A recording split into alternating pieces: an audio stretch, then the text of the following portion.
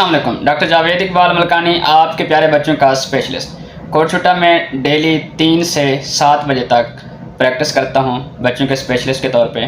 आज मैं आपको एक अहम वीडियो बताने जा रहा हूँ, इसमें ज़रूर सुनिएगा। एक बहुत इम्पोर्टेंट लेसन है। हमारे पास इमरजेंसी में बच्चे आते हैं, छोटे बच्चे होते हैं, खेलते हुए पानी में कूद जाते हैं।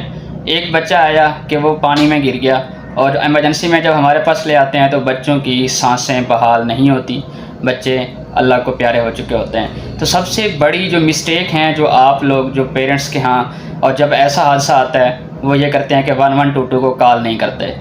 दूसरी बात ये है कि पेट के ऊपर दबाना शुरू कर देते हैं कि बच्चे को जल्दी से फ़ौरन पानी बाहर निकले। पेट को दबाने के ऊपर पानी बाहर नहीं निकलता बल्कि फेफड़ों में जाता है, जिससे बच्चे की हालत और ज़्यादा सीरियस हो जाती है।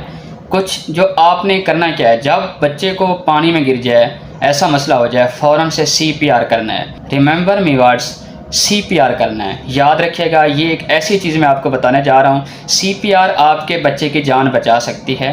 ज़्यादातर बच्चे जो हमारे पास आते हैं वो इस दुनिया में नहीं होते, सिर्फ ना जानने की वजह से, अवेयरनेस नहीं होती। खुदा के लिए मेरा ये मैसेज फैला दें लोगों तक कि कभी भी बच्चा पानी में गिर जाए तो CPR करना है, पेट के ऊपर दबाना नहीं है।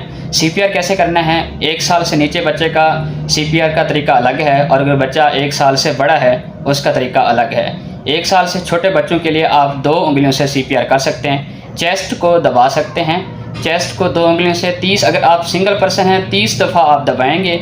वीडियो आप देख सकते हैं, वीडियो में आप नज़र आ रहा होगा। 30 दफ़ा दबाने के बाद 2 दफ़ा बच्चे को सांस। जैसे जो 1 साल से बड़े बच्चे हैं उनको आप बड़ों की तरह CPR कर सकते हैं। एक हील से भी कर सकते हैं, या जिस तरह से बड़ों को CPR किया जाता है दोनों हाथ से, वैसे आप वीडियो में देख सकते हैं कि 30 दफ़ा आप करेंगे तो 2 दफ़ा आप ब्रेथ देंगे। इस तरह से आप बच्चों की जान बचा सकते हैं। CPR सिर्फ ये पानी में गिरने के हवाले से नहीं है।